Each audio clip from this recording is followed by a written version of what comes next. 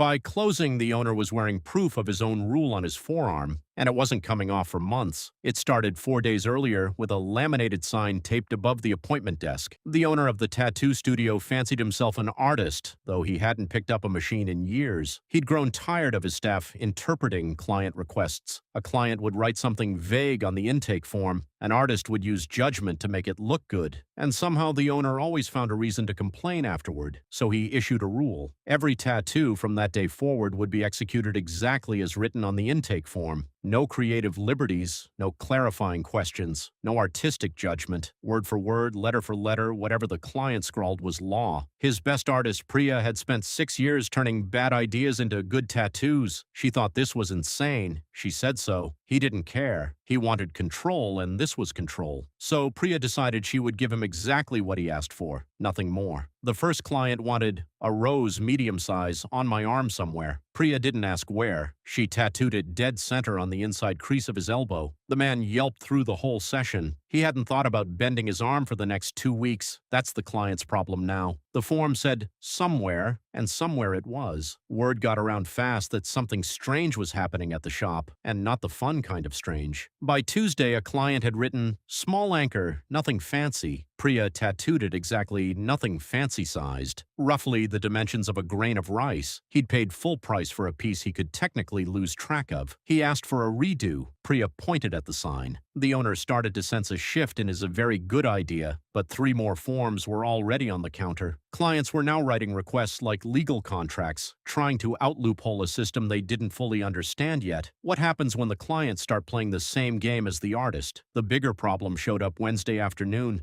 A regular wanted his late dog's name tattooed as a memorial. He wrote, just the name, big and bold, right here, with an arrow pointing vaguely at his chest. Priya took right here with total sincerity. She put the lettering directly across his sternum, 4 inches tall, big and bold, exactly as instructed. No shading, no softening. The man left in tears, and not the sentimental kind. He told 3 friends. Those friends told the internet. By Thursday, there was a thread with 40 replies, people comparing notes on exactly how literal the shop had gotten. A line formed of people showing up just to test the rule for a laugh. What had been one artist quietly making a point was now a phenomenon. The owner couldn't put it back in the box. The breaking point came when a journalist walked in, drawn by the rumors. The owner filled out an intake form himself to prove the policy was reasonable. In front of the reporter, 2 other artists, and a shop full of phones, he scribbled, "Something cool, your choice of placement surprised me." He meant it as theater, a show of trust in his own system. Priya read the form twice just to be sure. Then she smiled for the first time all week. She tattooed the words "something cool" across his forearm, 6-inch block letters in the exact font he'd once mocked as amateur, with an arrow pointing at his own elbow, and the words "your choice of placement" tattooed right beside it. He hadn't specified an image. He'd specified whatever the form said. The form now lived on his arm permanently in his own handwriting's exact words, because his rule had always said every tattoo would be executed exactly as written on the intake form. He tried to argue it wasn't what he meant. Nobody bothered pointing out that what he meant was never part of the policy. He wore long sleeves to the shop for the next 4 months in a business built entirely around showing skin.